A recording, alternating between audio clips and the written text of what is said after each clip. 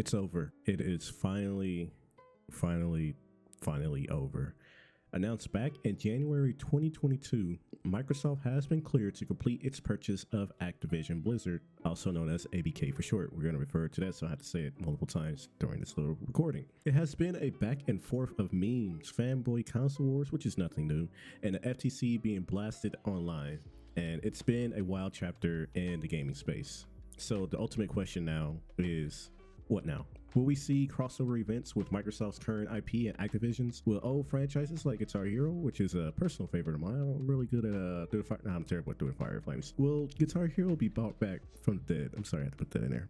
There are a lot of questions, but to start, what is going to happen with Bobby Kotick, the current CEO of Activision, as a lot of people want him gone once the deal has gone through. For a little bit of background, ABK was sued by California in 2021 for a unsafe work culture for their female employees, with top executives possibly being involved or aware of the issues.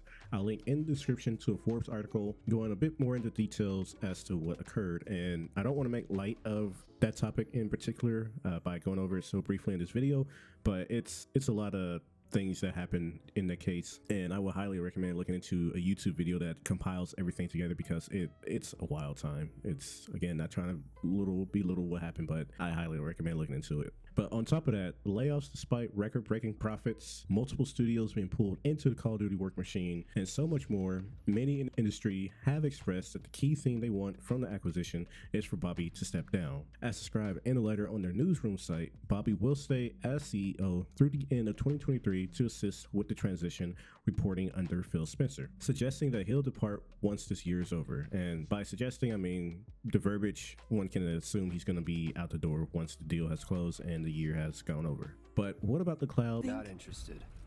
What?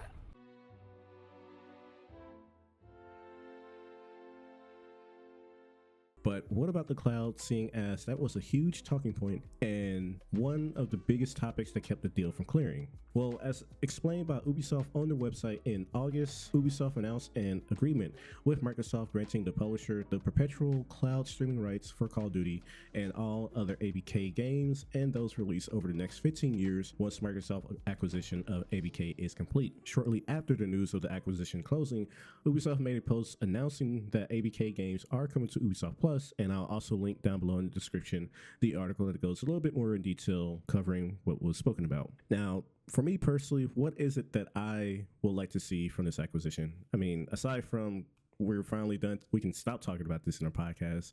The showman is like, oh, what's ABK doing this time? I'm like, can we talk about something else, please?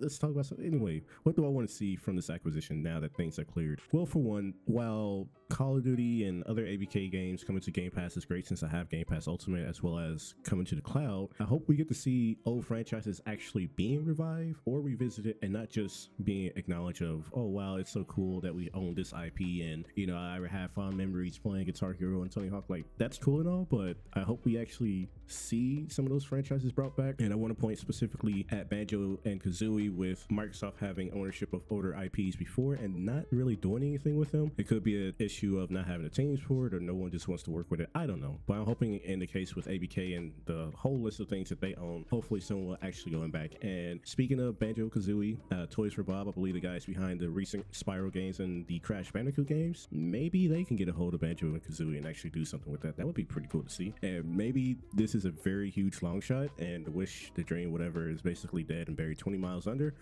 but maybe Overwatch will see its original PvE vision brought back.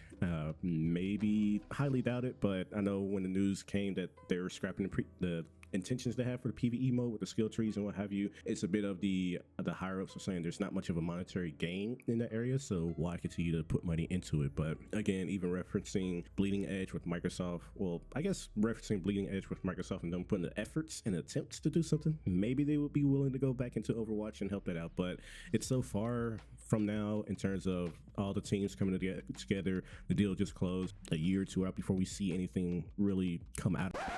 Holy Jesus. What is that? What the fuck is that?